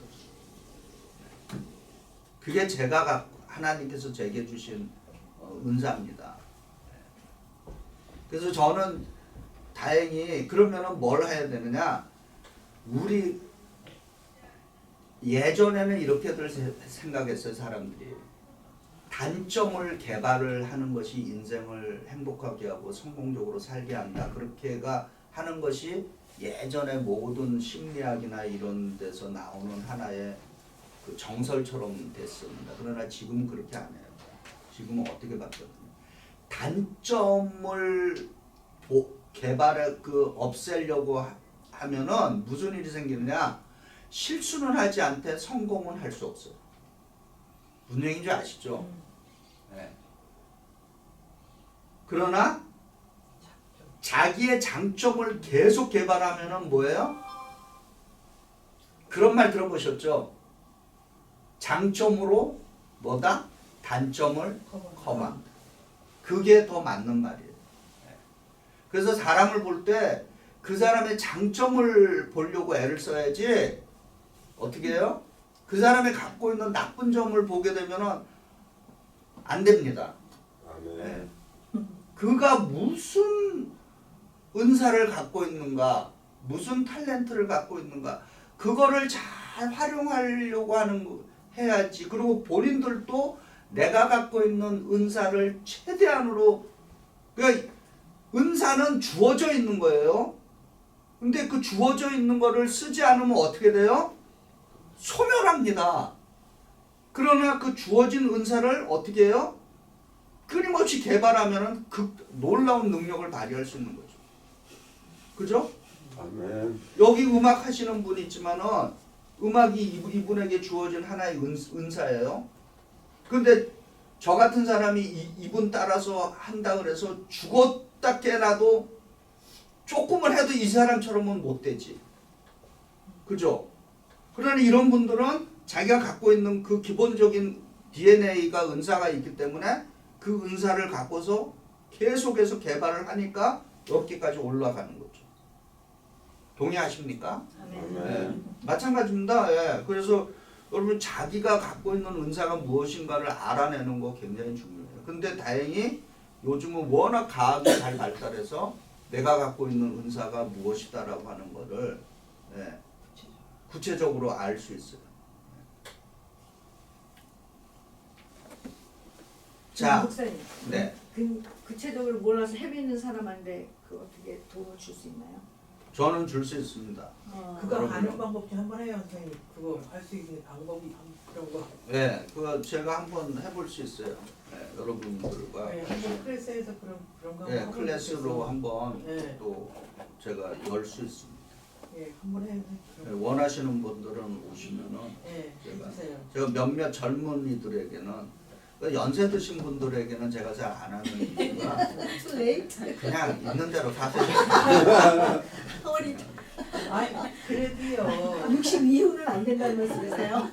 너무 희망이 없다면 안 아니 희망이 없는 건 아니고 그냥 아니 뭐 지금이라도 뭐 발견해갖고 지금이라도 가면 좋아요. 아니, 그때 저중에 그러니까 신중년이시니까 그러니까 농담이에요. 근데 제가 주로 젊은이들에게는 제가 좀 하죠. 해갖고 이렇게 상담도 좀 하고 알고 당신이 싶어요. 네가 갖고 있는 네가 타고난 기질은 이것이다. 갖고 있는 그러니까 그래서 저는 그거 해오면서 여기에 포커스를 둬요. 그러니까 저 같은 사람은 매일 아침 딱 일어나면서 내가 오늘은 무엇을 할까? 무엇을 이룰까? 머리가 그렇게 돌아가요. 내가 알든 그리고 그것이 난 처음에 그게 내가 갖고 있는 그 장점인지 몰랐어요. 근데 나중에 이제 그걸 알고 그렇구나. 그리고 계속 그렇게 훈련을 이제 하다 보니까 그 몸에 이제 배게 됐죠. 그래서 이렇게 그래서 저 같은 사람의 또 단점은 뭐냐? 그대로 가지 않는 거에 대해서 너무 불편해. 불편해요. 어. 그러니까 누가 뭐 해갖고 뭐 조금 늦으면은 아니 뭐 그럴 수도 있지 이렇게 하고 넘어가면 되는데 속에서 진짜 막 화산같이 불고 끓는다. 솔직히 제가 교회니까 진짜 참고 그랬지 교회만 아니면은 진짜 여러 가지로 그래서 그 우리 와이프가 너무 힘들어요. 그러니까 저는 저를 못 가요. 그래서 델순대로 얘기 안 해요 와이프한테.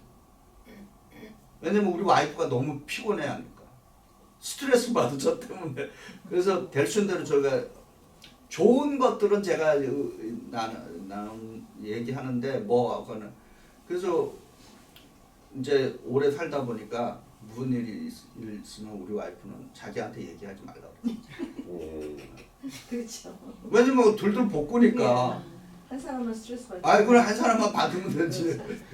그래서 이제 저 같은 사람 다행히 이게 내가 나를 향해 하니까 문제지. 다행이지. 이런 분노를 어떻게 해요? 포크해갖고 다른 사람에게 표출하게 되면은 그걸 큰 문제를 일으킵니다. 다행히 또 하나님께서 그렇게 해서 나에게 향하는 저는 분노가 솔직히 많은 사람이에요. 예. 분노가 많고 불만이 많아요. 내 스스로에 대해서. 예. 근데 그게 또 하나님께서는 성령으로 저에게 다른 사람에게 표출하지 않게 다스려주고 그러나 기도할 때는 뭐 하나님께 하니까 하나님 솔직히 말해서 저 사람 어떻게 좀 해주세요. 하나님께서 그렇게 말 너나 정신 차려라. 자 이제 고린도후서 마지막 부분입니다. 바울의 고린도후서는 화면 보세요. 세 가지의 큰 핵심이 있습니다. 바울의 자서전적인 성격과 그다음 자신의 사도권을 변호하는 거, 그리고 이제 소명의식에 대한 비판을 이제 소명의식으로 이제 자신을 향한 비판을 극복하고 있고요. 그다음에 이제 강력한 믿음의 능력을 고백하고 있습니다. 그러면은 고린도후서 12장 11절 화면 보시고 읽어봅니다. 시작. 내가 지극히가는 사도들보다 조금도 부족하지 아니하니라. 아멘. 그다음에 고린도후서 3장 6절 시작. 그가 또한 우리를 새 언약의 일꾼되게 만족하였으니 율법 존으로 하지 아니하고 오직 영으로 하니 율법 존은 죽이는 것이요 영은 살리는 것이다. 세 번째 시작. 고린도후서 4장 7절 시작. 우리가 이 고백을 지킬 새 가졌으니 이 큰 능력은 하나님께 있고 우리에게 있지 않음을 알게 하려 합니다. 아멘. 자, 여러분 그 사도 바울의 그 외형적인 외모에 대해서 이제 밝혀진 추정하기를 그렇게 말합니다. 사도 바울은 대머리였던 걸로 알려져 있고요. 그리고 눈은 아주 심한 그 다메섹에서의 그 사건으로 인해서 거의 뭐 지독한 안질에 걸려 있는 사람. 그리고 약간 그 다리는 안짱다리, 키는 조그맣고. 그래서 성경을 읽어보면은 그런 말이 나오죠. 글로는 참 대단한데 직접 만나보니까 이게 진짜 말도 볼일 없고 이제 그런 이야기가 그 나오잖아요. 그게 이제 사도 바울에 대한 그 그리고 사도 바울이 자기의 그 몸의 가시를 제거해달라고 3번이나 기도해갖고 이제 응답을 받잖아요. 그래서 과연 그게 뭔가 뭐 추정하는 거예요. 뭐 지독한 안질이었다. 그리고 이제 또 한 가지는 간질에 대한 증언도 있어요. 네. 그러니 참 그렇잖아요. 말씀을 전하는 사람이 갑자기 거품 물고 막 쓰러지고 그래봐요. 그 복음 전하는데도 그런데 하나님께서 응답은 뭐였어요? 내게 정말 만족합니다. 그의 가시가 있기 때문에 사도 바울이 그것으로 내 은혜가 도다라고 그렇게 고백하잖아요. 네. 자, 152쪽 같이 읽어봅니다.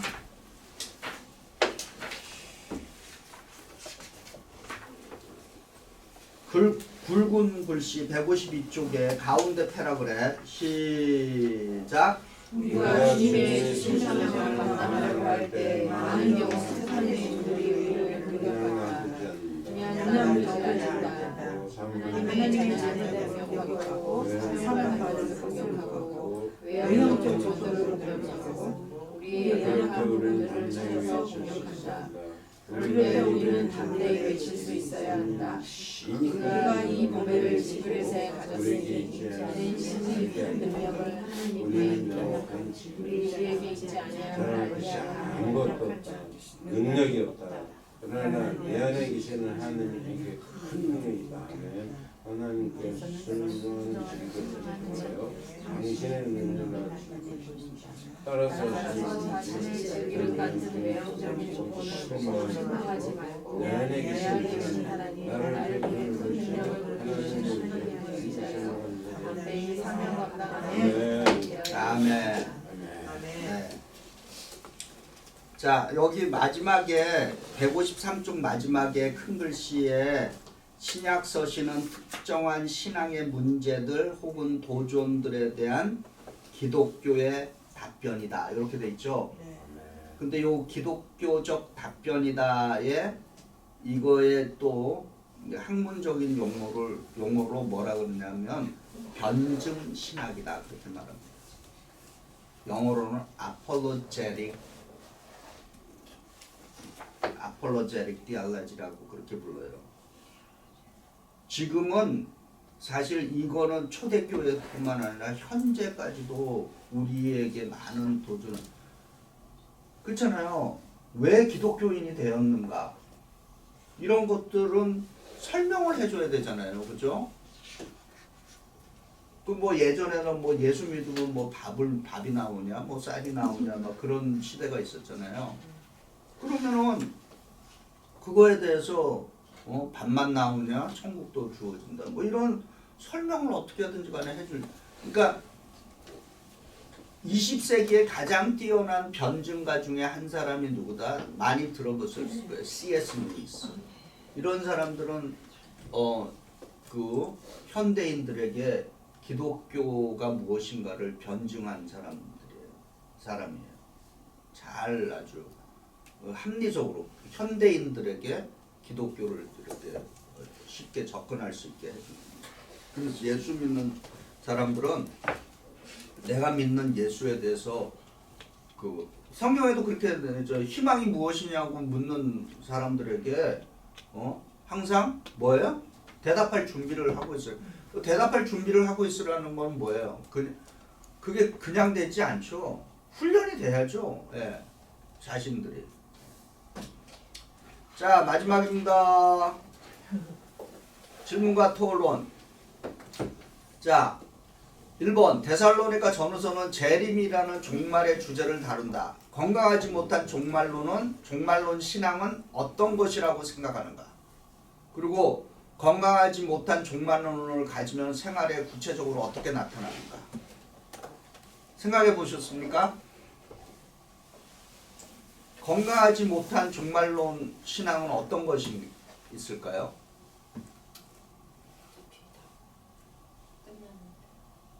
어차피 다 끝나는데. 그 다음에 무엇을 열심히 하냐. 뭐.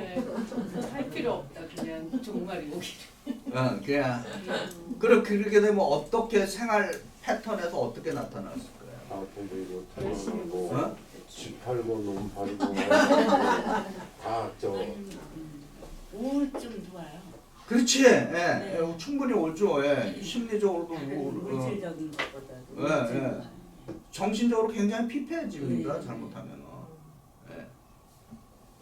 그러면 실제적으로 이 건강하지 못한 종말론을 갖고 사는 주변의 사람들 혹시 보신 적 있어요? 오늘 특히 이단들 가운데 집단 생활하는 사람들이 이런 사람들이에요.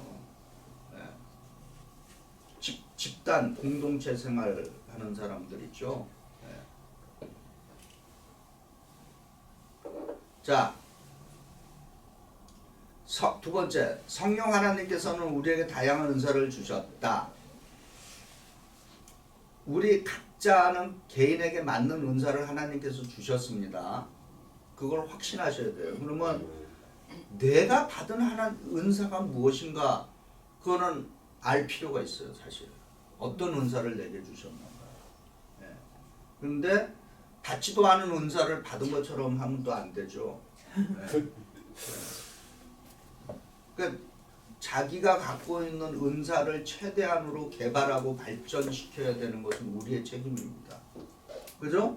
하나님께서 기본적인 은사를 주셨어요. 그 예를 들면 그러니까 금메달리스트 그 한국의 피겨 잘하는 여자분 누구예요? 김연아. 그런 사람은 타고난 어떤 천부적인 재능이에요. 그러나 그 재능을 그가 그냥 갖고 있어서 이렇게 된 건 아니죠. 그죠? 그 재능을 갖고서 끊임없이 해갖고 그 사람 그 신문에서 한번 그 인터넷 들어가 보면 그 사람 발 모양 찍은 거 보셨어요? 완전히 그 발이 어마무시합니다. 네, 진짜 다 이그러졌어요. 그 발레하는 사람들도 마찬가지예요. 발이 완전히. 그러니까 본인이 주어진 탤런트가 있었지만 천부적으로 갖고 있는 탤런트가 있지만은 그 탤런트를 가만히 둔 것이 아니라 끊임없이 개발함으로 해서 그것이 극대화된 거죠. 예. 그래서 여러분 은사를 우리가 받은 탤런트를 쓰지 않는 것도 큰 죄입니다. 예. 아시겠죠? 예. 근데 제 고민이 뭐였냐면 아이를 기르면서 하나님이 얘한테 무슨 은사를 무슨 탤런트를 주셨어요. 그 개발 찾아내는 게 그게 그렇게 그렇죠. 어렵더라고요. 근데 아이들한테도 그런 것이 적용이 됩니까? 그렇죠. 근데 그러니까 성경적인 건 예, 아니지만은 요즘 세속적인 툴이 너무 잘 돼 있어요. 그래서 대략 얘가 어떤 기프트를 갖고 있는가는 추정해낼 수 있습니다. 그래서 그런 쪽으로 이렇게 유도를 하면은 좋죠. 그래서 저는 그게 가장 큰 고민이었어요. 예. 도저히 그래서 이것도 시켜오고 저것도 그러니까 시켜오고 그래서 이것저것 엄마가 막 아무것도 안 나타나. 설마요. 설마 안 시킨 게 있는 거 아니에요? 그래서 목사님 예.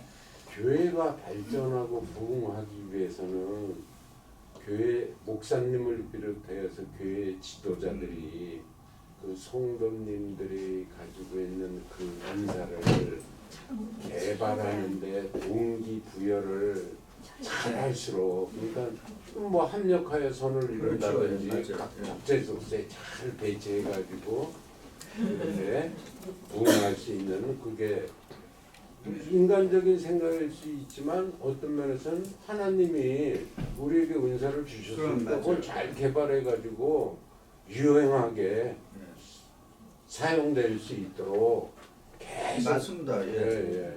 그 예를 들어서 어떤 분들은 좀 그런 분들 있죠. 그러니까 예를 들면 제가 이제 대학부 회장할 때 제가 대학부 회장을 잘 할 수 있도록 해준 친구가 있어요. 좋은 참모가 있었어요. 그래서 제가 대학부 회장을 잘 맡을 수 있었어요. 근데 저 같은 사람은 저의 참모 역할을 해준 그 친구는 아직도 보니까 계속 그런 역할을 하고 있어요. 네. 그래서 제가 그런 게 이제 하나의 내가 보니까 은사인 것 같아요. 그리고 어떤 사람들은 앞에서 끌어가는 사람이 있는가 하면은 그것을 이렇게 뒤에서 받쳐주는 사람들이 있고, 그러니까 그래서 이제 교회에서는 좀 다양한 사람들이 필요합니다. 근데 앞에서 전부 다 끌겠다 그러면 그 교회도 문제예요. 반대로 앞에서 끌 사람 없고 그냥 나만 받쳐주겠다 하는 그것도 또 문제예요. 예. 그래서 내가 어떤 은사를 갖고 우리가 어떻게 해야 할 건가. 그러니까 은사 배치를 잘하는 것도 굉장히 중요합니다. 예. 근데 사실 어떤 경우는 뭐 위치가 그 사람을 만들어 주기도 해요, 사실은. 예, 예. 그거는 또 맞는 말이에요. 어느 위치에 올라 있음으로 해서 그거를 감당할 수 있는 또 길도 하나님께서 열어줍니다. 근데 다양한 은사 개발은 성서적으로 할 수 있는 은사 개발도 있고 또 심리적으로 요즘은 또 워낙 그 사이코로지가 잘 발전해서 심리적으로도 할 수 있는 거 한번들 해보세요. 여러분이 어느 것이든지 좋은 툴들이 있으니까 해보시면 아 내가 하나님께서 이런 걸 주셨구나. 근데 그거는 어떻게 해야 된다? 이렇게 뭐 조사를 했는데 아 이거 나 아니야 이렇게 되는 것도 말짱 도루묵이에요. 예. 해봤을 때 아 그거에 대한 트러스트를 자기가 해줘야 됩니다. 아 그렇구나. 그럼 나는 이렇게 좀 개발을 해야 되겠구나. 왜냐면 그게 빠른 길입니다. 왜냐 기본적으로 갖고 있는 거거든요. 근데 목사님 그게 DNA에 있다고 말씀하셨는데 표현을 그렇게 하는 거죠. 예, 제가. 근데 그게 물론 내가 기본적으로 갖고 태어난 그런 네. 캐릭터리스틱, 퍼스널리티가 있는가 하면 또 내가 자라면서 주위에서 받는 그런 영향, 그러니까는 environment이라든가 그렇죠. 시츄에이션 그런 게 다 복합돼가지고 그렇죠. 나타나는 거죠. 그럼요. 예. 예, 또 부모님으로부터 받은 그럼요. 예. 교육이라든가 유산. 그게 지금 그렇죠. 어느 하나로만 하나는 얘기할 수 아니죠. 없죠. 예. 어떤 환경이나 그렇지 환경. 기본적인 것도 있지만 환경에 의해서 또 형성되는 것도 있고 그러니까. 네. 자 오늘 수고들 하셨고요. 혹시 마지막으로 기타 질문 있습니까? 이 은사에 대한 거는 우리가 한번 교회적으로 한번 해볼 필요는 있습니다. 네. 네. 그래서 시간을 내서 한번 이것도 한 세션으로 해서 은사 개발 해서 이렇게 그럼 목사님 말씀이 나오셨던 김에 그럼 우리가 이제 이거 과목이 다 끝나고 또 그 중간 기간 좀 쉬었다가 또 네. 시작하잖아요. 그럼 그때 한번 해볼까요? 뭐 그래도 돼요. 예, 그 목사님이 예. 좀 이렇게 원하시는 분은 사인업 해가지고 좀 네. 해주셔가지고 제가 그룹으로 할수 두 있어요? 가지로 할 수 있어요. 하나는 비블리컬리 할 수 있고 예. 또 하나는 현대의 사이칼라지를 통해서 할 수 있고 두 가지. 근데 두 개가 거의 똑같아요. 그래서 거의 그러니까 탤런트라고 하는 거 탤런트 슬래시 기프트라고 하는 것은 용어는 똑같죠. 그러나 이제 사이칼라지는 다른 용어로 표현을 한 거죠. 다른 용어로 표현을 한 거고 이제 성경을 여기서 말하는 거는 이게 지금 고린도서 그다음에 로마서 이런 거를 그다음에 에베소서를 다 통틀어서 나오는 그 은사 목록을 갖고서 이제 해보는 방법이 하나 있고 그 방법 있고 그다음에 세속에서 나오는 사이칼라지를 갖고 해보 두 가지 방법을 다 써보는 것도 중요해요. 아니 그러니까는 나이 드신 분들은 교회 쪽으로 네. 젊으신 분들은 이제 회사 쪽으로. 아니 정말 사이클러지로 해가지고 네, 네, 했을 때 그거 해도 괜찮아요. 네. 제가 그 그거는 세상적인 그거는 제가 코치 자격증이 있으니까 네. 제가 그것도 수천 불 들여서 했습니다. 네.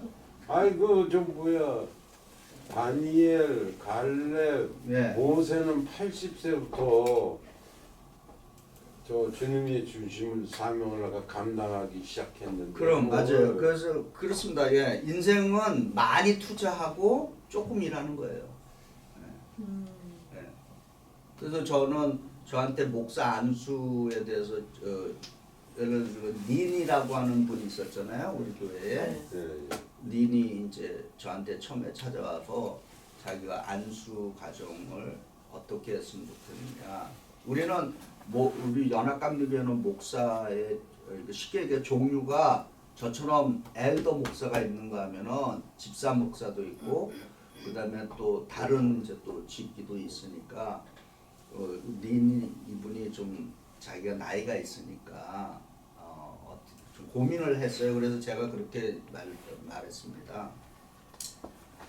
모세 얘기를 들으면서 인생은 많이 투자하고 짧게 일하는 거다. 그래서 포기하지 말고 나처럼 엘더에 올 엘더에 도전을 해. 그래서 지금 엘더 지금 그 트랙을 밟고 있어요.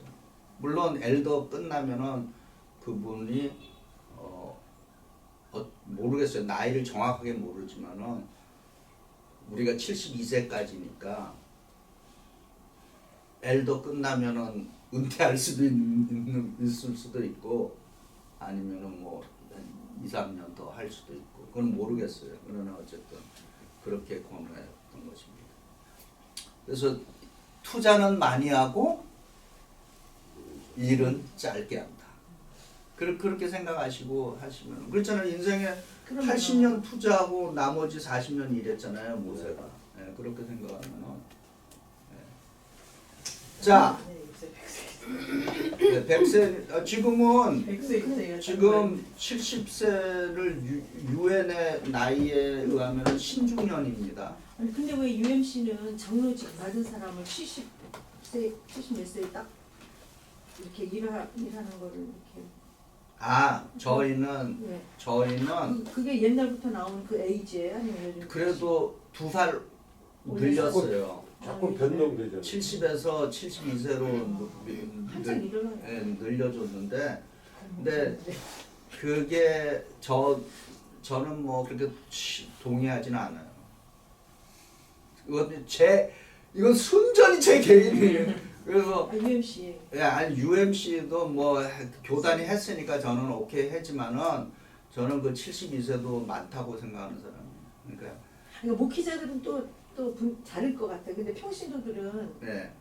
이제 일할 수 있는 사람은 그냥 그렇게 일할 수 있도록 이렇게 그거는 이제 개척교회에서 이제 맞추면 되는데 네, 그게- 어쨌든 우리 한인교회에서는 대체로 담임 목사 은퇴 연령을 72세로 했으니까 개교회 장로도 72세에 맞춘 교회도 많아요. 근데 이제 우리 베이사이드 한화회중은 우리가 75세로 이렇게 연장을 해놨죠. 네, 75세까지는. 그러나 담임 목사는 최고 72세까지 하고 끝나고 다시 재파송 받을 수 있어요.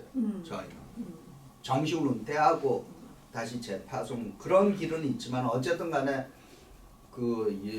나이를 이렇게 제한. 그 72세 제 개인적인 생각은 많다. 그치만- 순전히 개인 생각이에요. 그리고 재파 다 끝난 다음에 재파송도 그러니까는 마이 초이스잖아요. 그거는 그렇죠. 기술적에는 초이스가 없지만. 예, 예. 그거는 제 완전히 퍼스널 초이스예요. 예, 예. 내가 또 할 건지 안 할 건지. 예. 아니 근데- 그 72세 되기 전에도 본인이 교단에다가 65세 다 은퇴하겠다면 할 수는 있죠. 할 수는 있어요. 예. 그건 뭐 개인이든 근데 어쨌든 법적으로는 72세까지고 저는 선호 나이가 70입니다. 기도 중이에요. 근데 실제로 제가 70 됐는데 72세 됐다 예를 들어서. 예, 예. 근데 안 하겠다 그러면 여러분들이 혹시라도 제가 안 하겠다 그러면 뭐 가만히 있겠어요? 저 노인네가 미쳤나? 또 연령이 자꾸 높아지니까. 아니 근데 건강이. 요번에 우리 총회 때 네. 담임 목사 연령을 75세로 하겠다라고 하는 어젠다가 나왔는데 저는 그 델리게이트 우리 뉴욕연의 델리게이트 한 분이 저한테 물어봤어요. 레버런리 너는 어떻게 생각하냐? 담임 목사 75세로 하는 거. 그래서 너 가서 무조건 반대하라. 왜냐면 지금 올라오는 후배들도 또 많은데 끝까지 버티면 어떻게 합니까? 예. 빨리빨리 떠나갈 사람들은 떠나가고. 그래서 제가 어쨌든 70까지 잘 마칠 수 있도록 도와주세요. 72세까지는 정말 안 가려고 그럽니다. 기도 제목이에요. 자, 우리 마치는 기도하고 마칩니다. 성령 하나님, 데살로니가 전후서에서 증거하는 하나님의 주신 기쁨, 기도, 감사와 성숙함을 지구하게 하옵소서. 그리고 오직 주님의 말씀에 근거한 건강한 종말론을 품고 살아가게 하여 주옵소서. 주님의 다시 오심을 기다리는 동안 저희가 게으르지 않고 일상의 삶 속에서 주님을 잘 예배하고 이웃을 섬기고 항상 깨어 기도하게 하시고 주님의 재림을 기대하며 준비하는 삶을 살게 하여 주옵소서. 주님, 고린도 전서를 통해서 저희 각 사람에게 은사가 있다는 것을 깨닫게 해주심에 감사합니다. 저희에게 주신 은사를 바르게 분별하게 하시고 성령의 인도하심에 따라 사용하게 하옵소서. 주여, 우리 각 사람의 은사가 다르지만 교회의 덕을 세우고 주님의 몸인 교회를 건강하게 세우는 데 쓰임받는 은사가 되게 하여 주시옵소서. 주여, 무엇보다도 더 큰 은사인 사랑을 사모하며 저희 벨사이드 연합감리교회가 사랑의 공동체가 되게 하여 주시옵소서. 그래서 우리로 하여금 세상을 변화시키는 예수님의 충성스럽고 성숙한 제자들이 되게 하여 주시옵소서. 우리 주 예수 그리스도의 이름으로 기도드립니다. 아멘. 하나님께 영광. 감사합니다.